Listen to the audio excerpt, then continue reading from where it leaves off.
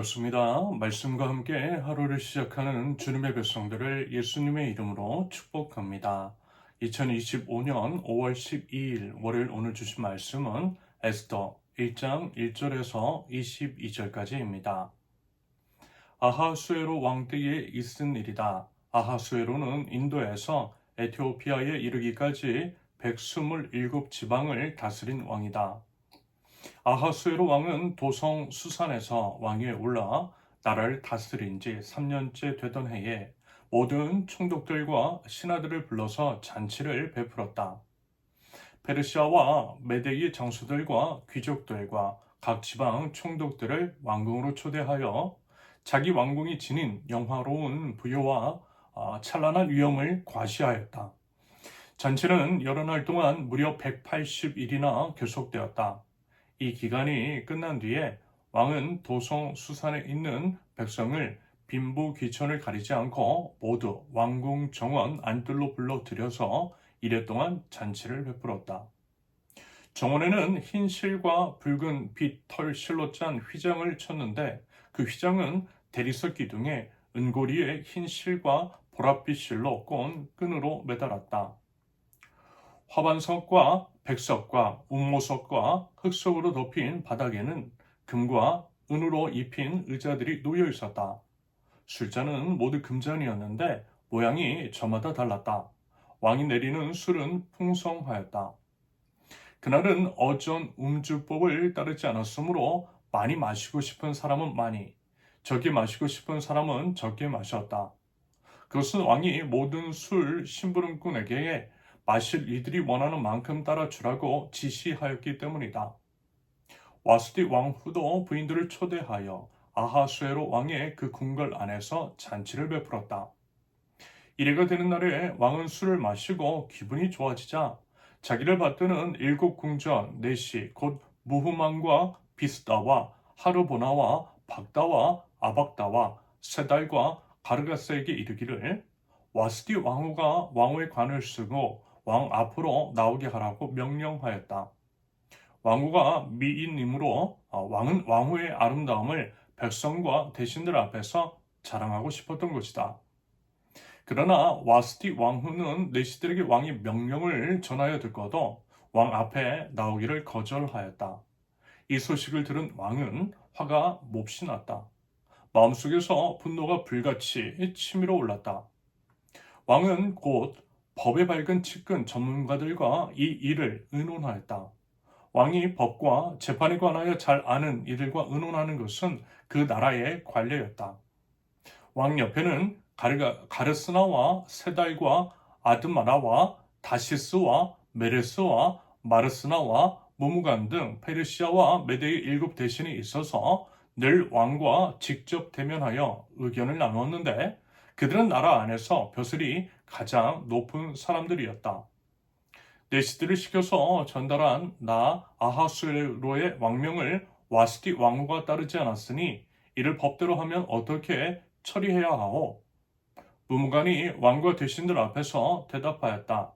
와스티 왕후는 임금님께만 잘못을 저지른 것이 아니라 아하수에로 왕께서 다스리시는 각 지방에 있는 모든 신하와 백성에게도 잘못을 저질렀습니다. 왕후가 한 이 일은 이제 곧 모든 여인에게 알려줄 것입니다. 그렇게 되면 여인들은 아하수에로 왕이 와스디 왕후에게 어전에 나오라고 하였는데도 왕후가 나가지 않았다고 하면서 남편들을 업신여기게 될 것입니다. 페르시아와 메대의 귀부인들이 왕후가 한 일을 알게 되면 오늘 당장 임금님의 모든 대신에게도 같은 식으로 대할 것입니다. 그러면 멸시와 분노가 걷잡을 수 없이 되풀이될 것입니다. 그러니 임금님만 좋으시다면 와스디 왕후가 다시는 아하수에로 임금님의 어전에 나오지 못하도록 어명을 내리시고 그것을 페르시아와 메대의 법으로 정하여 고치지 못하도록 하셔야 할 줄 압니다. 그리고 왕후의 자리는 그 여인보다 더 훌륭한 다른 사람에게 주시는 것이 마땅하다고 생각합니다. 왕의 칙력이 이 큰 나라 방방곡곡에 선포되면 낮은 사람이고 높은 사람이고 할 것 없이 모든 여인이 저마다 자기 남편에게 정중하게 대할 것입니다. 왕과 대신들은 그의 말이 옳다고 여기고 왕은 즉시 무무간이 말한 대로 시행하였다. 왕은 그가 다스리는 모든 지방에 조서를 내렸다. 지방마다 그 지방에서 쓰는 글로 백성마다 그 백성이 쓰는 말로 조서를 내려서 남편이 자기 집을 주관하여야 하며 남편이 쓰는 말이 그 가정에서 쓰는 일상 언어가 되어야 한다고 선포하였다. 아멘. 에스더 첫 번째 시간입니다. 먼저 에스더의 배경은요, 이렇죠.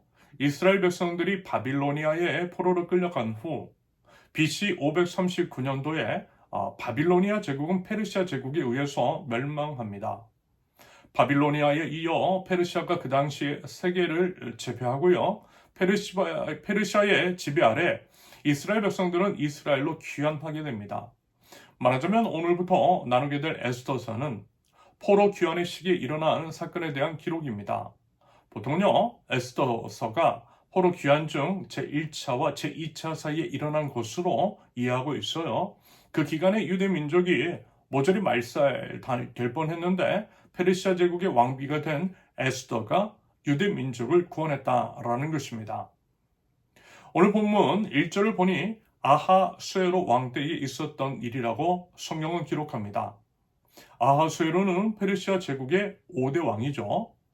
아하수에로는 각 지방 총독들을 모두 불러들여서 잔치를 벌였던 것 같아요. 그런데 이제 본문 사절을 보니 그 기간이 무려 며칠이요? 180일이나 지속되었다라고 합니다. 1년 중에서 거의 이제 반절을 잔치를 벌일 정도로 페르시아 왕 아하수로에게 그만큼의 이제 부와 권력이 있었다라고 하는 것들을 추정할 수 있습니다. 그러던 어느 날, 그날도요, 어김없이 잔치를 벌이고 있는데 아하수에로 왕이 그날따라 웬일인지 조금은 예외적인 행동을 합니다. 본문 11절의 기록처럼 갑자기 왕후 와스디를 술자리로 불렀대요. 성경은 와스디가 미인이어서 아하수에로가 신하들에게 자랑하고 싶었다라고 말하고 있습니다. 말하자면 이런 의미일 것 같아요. 내가 이렇게 예쁜 여자랑 살아. 인간의 이제 속물적인 근성이죠. 그런데요, 문제가 생겼습니다. 와스티가 그만 아하수에로의 그 무리한 청을 거절해버렸던 거죠. 그러면서 이제 어떤 성경학자는 와스티가 아하수에로의 청을 거절한 이유로서 옷을 다 벗고 나오라고 했기 때문이라는 식으로 이야기하기도 합니다. 여자로서 그렇다면 참 수치스럽고 모욕적인 거죠. 아무튼 이에 대해 아하수에로는 분노가 불같이 치밀어 올랐다고 해요. 말하자면 신하들 앞에서 자존심이 상했던 거죠. 하지만 이런 상황에서 오히려 웃으면서 이제 충분히 넘길 수도 있지 않았나라는 그런 생각도 해봅니다. 사실 법도를 따지고 본문에서 이제 드러나 있는 것처럼 술도 이제 마실 만큼만 마시라고 하는 식으로 관대하고 또 이제 배려가 있는 아하스로였던 것처럼 보이는데요. 그렇기 때문에 이제 그런 기대를 할 수 있습니다. 그런데 이상하게 그날따라 민감하게 반응을 했던 아하수에로입니다. 아하수에로는요, 이 일을 어떻게 처리할까 고민하다가 법률 해석과 자문을 맡았던 신하들에게 물어보죠. 그랬을 때 신하들은 왕후 와스디를 폐위시킬 것을 제안합니다. 이참에 본복이 보여서 나라의 여자들이 남편들을 정중하게 대하도록 해야 한다라는 그런 논리였습니다. 그런데요, 이 역시 일반적인 제안으로 보이지는 않아요. 신하들 역시 너무 그 반응이 과해 보입니다. 아무튼 그래서요, 왕후 와스티가 쫓겨났대요. 우리가 만약에 와스티라면 정말 억울할 것 같습니다. 아무튼 이 모든 것들을 종합해 보았을 때 그날따라 뭔가 좀 다들 이상해 보여요. 평소답지 않더라는 것입니다. 예외적인 일들의 연속입니다. 그럼 여러분, 그것은 결국 뭐겠어요? 어쩌면 하나님의 섭리, 하나님의 예비하심이, 하나님의 간섭하심이 그 사건 가운데 있기 때문인지도 모르겠어요. 앞으로 이제 계속 에스더서를 통해서 확인하게 될 텐데요. 하나님께서는 어떤 한 사람을 역사 속에 등장시키실 때, 특별히 하나님의 섭리, 하나님의 예비하심, 어떤 예외적인 이벤트를 마련하시는 경우가 있기 때문입니다.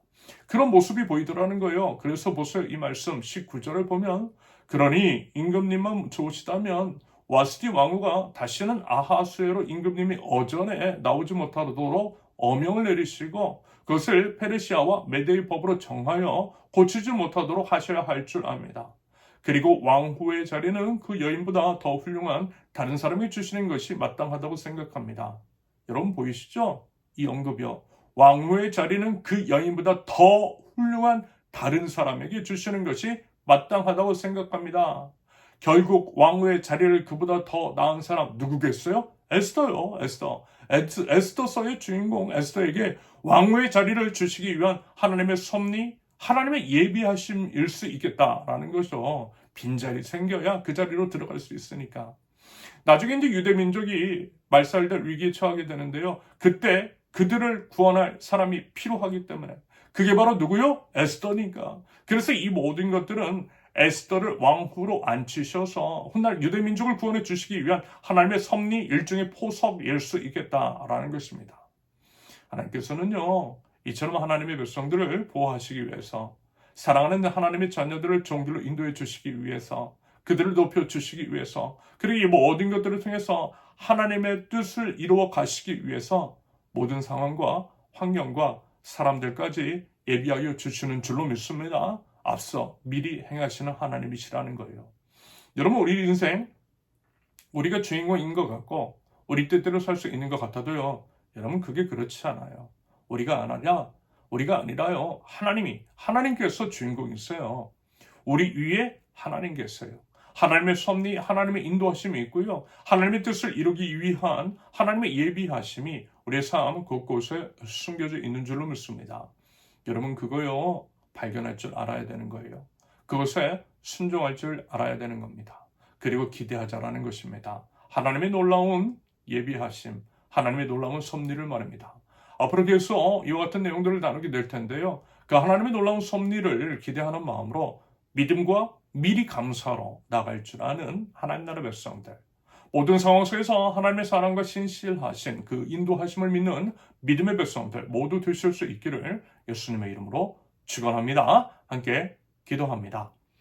저희를 위해서 항상 좋은 길, 선한 길, 최선의 길로 인도하시는 참사랑의 주님을 찬양합니다. 모든 상황 속에서 선한 하나님의 최선의 인도하심을 믿으며 믿음과 기대와 기도로 나갈 줄 아는 하나님의 백성들. 오직 하나님의 뜻을 감사로 이뤄나갈 줄 아는 죄되게 하옵소서.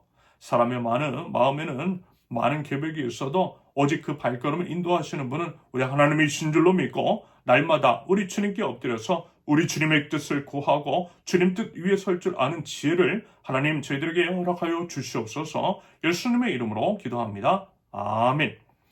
하나님께서 오늘 주신 말씀과 각자의 기도 제목을 놓고 우리 잠시 기도합니다.